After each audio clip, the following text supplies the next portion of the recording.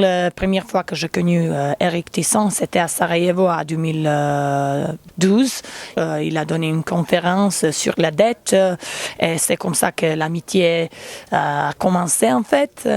Je trouve que c'est assez important d'avoir la conscience que la même chose concernant la dette, concernant le droit des femmes, concernant l'imposition des féminismes néolibéraux, c'est important d'avoir la conscience que la même chose se passe par tout le monde, que Bosnie n'est pas l'exception, parce que depuis de la guerre, en Bosnie, il y a une idéologie très forte, très dominante, c'est l'idéologie européenne où Bosnie-Herzégovine est représentée comme un pays du haine national, nationaliste, voire ethnique. Et toujours, l'idéologie dit, il n'y a pas l'explication pour ça, sauf la haine. Et moi, je trouvais cette explication complètement insuffisante. Je cherchais, et je trouvais que beaucoup de choses sont en fait liées avec ce nouveau projet, cette nouvelle idéologie. C'est l'idéologie européenne qui essaye d'effacer complètement notre histoire socialiste, complètement l'histoire de Yougoslavie, les droits sociaux qu'on a eu à Yougoslavie et les supplémenter avec l'imposition des nouvelles lois, les droits qui sont en fait les lois néolibéraux, les politiques d'austérité, la même chose qui se passe par exemple, qui se passait en Afrique pendant les années 80.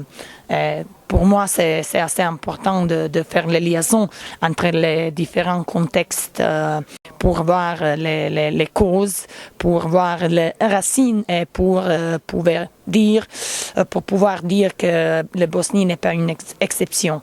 C'est plutôt la règle capitaliste.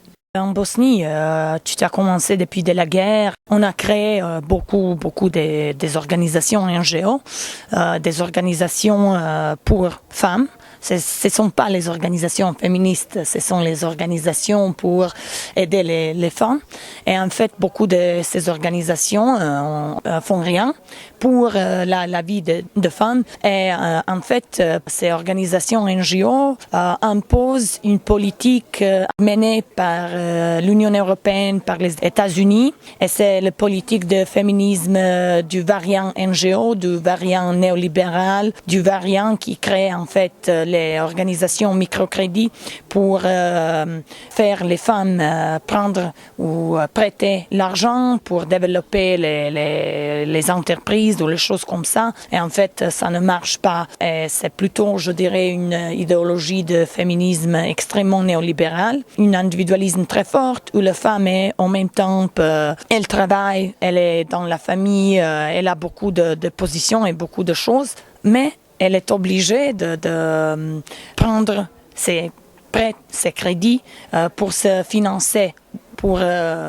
maintenir le niveau en quelque sorte de vie. Et la même chose, on a vu en Afrique, la même chose en Amérique du Sud et aussi en Bosnie. L'autre côté, que pratiquement depuis de la guerre, l'État n'existe pas. L'État existe et toutes les choses sont laissées à la famille, ça veut dire les femmes. Et ils ont les responsables pas seulement pour la famille et pour les enfants, mais pour les parents de son conjoint. En Yougoslavie, on a eu un système social. Beaucoup de services ont été socialisés et maintenant c'est privé. La structure de la société s'est changée. Les femmes sont doublement frappées par l'imposition de ce type de politique et par la privatisation des services sociaux.